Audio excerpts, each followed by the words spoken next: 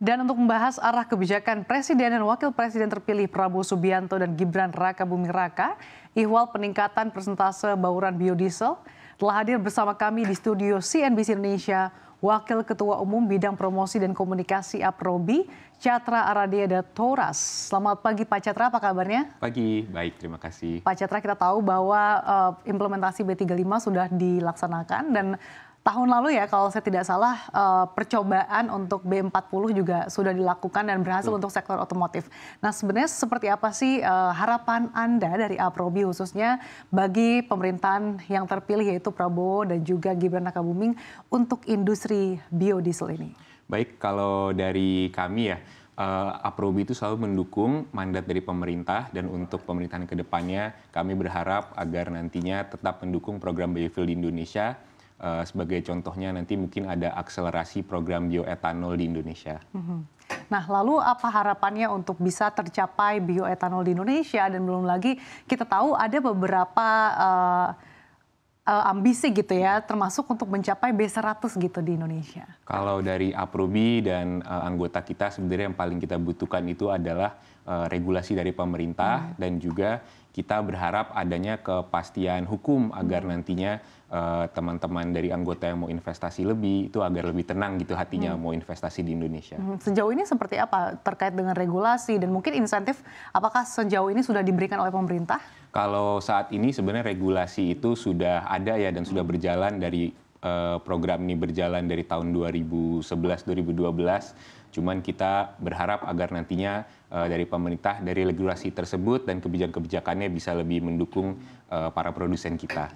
Kita tahu bahwa industri ini juga pengembangannya sudah berjalan selama 2 dekade atau 20 tahun. Seperti apa sih Anda melihat perjalanan atau mungkin trennya sehingga bisa sampai ada di posisi ini, dan apa saja tantangan-tantangannya? Kalau dari dulu ya memang kita kan awal mulanya tuh dari B2,5 ke B5 sampai sekarang B35. Udah panjang banget perjalanan kita. Semua ini tuh bisa berkat sinergi ya. Jadi memang program biofuel di Indonesia tuh salah satu yang paling maju dan menurut saya paling bagus karena ada sinergi dari pemerintah, dari produsen, dari customer, dari masyarakat juga yang mau menerima produk-produk kita.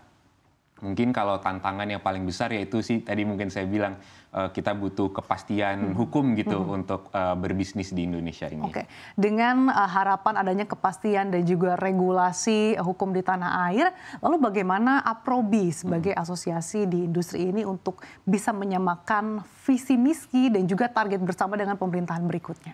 Kalau dari APROBI sendiri kita itu seperti yang tadi Mbak udah bilang kan ya, kita sangat aktif berpartisipasi untuk pengujian-pengujian. Kita juga sering banget sosialisasi ke masyarakat. Mungkin kalau ada acara otomotif besar kayak contohnya Gias itu setiap tahun kita ikut, kita buka booth, kita banyak mensosialisasikan program ini ke masyarakat. Kita juga belum lama ini kita ada seminar mengundang masyarakat, customer, terus mahasiswa-mahasiswa juga biar kita semua tahu bahwa ada program ini pemerintah jalankan dan memang manfaatnya itu banyak buat Indonesia. Oke, artinya sejauh ini keterlibatan antara pelaku usaha dan pemerintah ini juga sudah bersinergi gitu ya. Betul. Nah, lalu apakah sejauh ini dari APROBI sudah ada diskusi atau komunikasi dengan TKN Prabowo Gibran? Kalau kita dari APROBI itu memang sifatnya kita selalu membuka pintu mau komunikasi dengan pemerintah ataupun juga lembaga lainnya.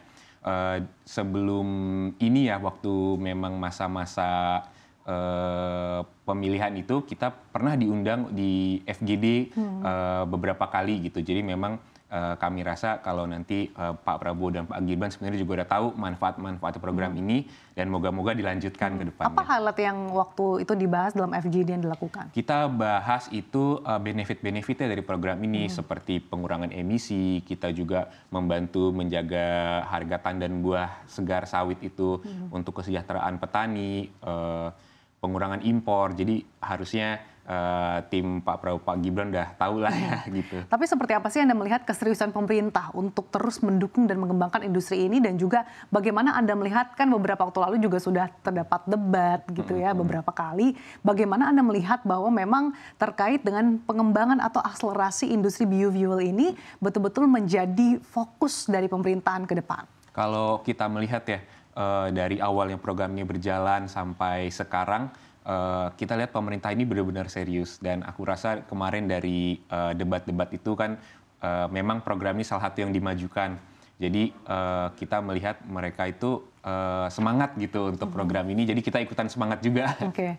Nah, dengan adanya semangat dari pemerintah dan juga dari pelaku industri, bagaimana sih Anda melihat sejauh ini dari segi kesiapan ekosistemnya? Apakah memang juga sudah mumpuni atau mungkin ada beberapa PR-PR yang menjadi catatan Aprobi sendiri? Kalau saat ini ya kita melihat kapasitas terpasang dari anggota Aprobi ini sendiri yang saat ini juga menyalurkan biodiesel, kita ada sekitar 17,4 juta kiloliter per tahun kapasitasnya. Kalau nanti pemerintah ingin menaikkan ke B40, kalau hitungan matematika simpelnya harusnya sekitar 14,4 juta kiloliter. Jadi harusnya dari sisi pasokan sendiri, kapasitasnya ada di Indonesia dan sanggup, dengan catatan nanti spesifikasi produknya sama dengan yang saat ini sedang diujikan untuk B40. Oh, oke. Terkait dengan spesifikasi ini, apakah memang akan ada perbedaan atau seperti apa tadi yang Anda sampaikan? Jadi secara historisnya ya, program ini berjalan setiap kali rasio blendingnya dinaikkan dari B20, B30, kami itu memang dituntut untuk memiliki spesifikasi produk yang tentunya continuously itu harus upgrade. Jadi makanya kita sekarang sedang menguji, jadi spesifikasi seperti apa yang nanti akan cocok untuk B40 ini. Jadi biar masyarakat yang menggunakan itu tidak dirugikan juga. Oke. Untuk uji coba B40 sendiri yang sudah berlangsung di akhir tahun lalu, ini seperti apa dan nanti bagaimana rencana ke depannya? Jadi pada akhir tahun lalu ya, mungkin 2022 kita mulai testing untuk otomotif, jadi untuk kendaraan pribadi, truk, itu kita sudah coba, tahun 2023 itu hasilnya keluar, hasilnya sangat bagus dan B40 ini bisa digunakan. Tahun ini kita akan coba menguji untuk kereta api dan alat berat. Karena kereta api dan alat berat itu penggunaannya berbeda dengan mobil, mereka cenderung membutuhkan torsi yang lebih besar, jadinya akan ada percobaan tersendiri.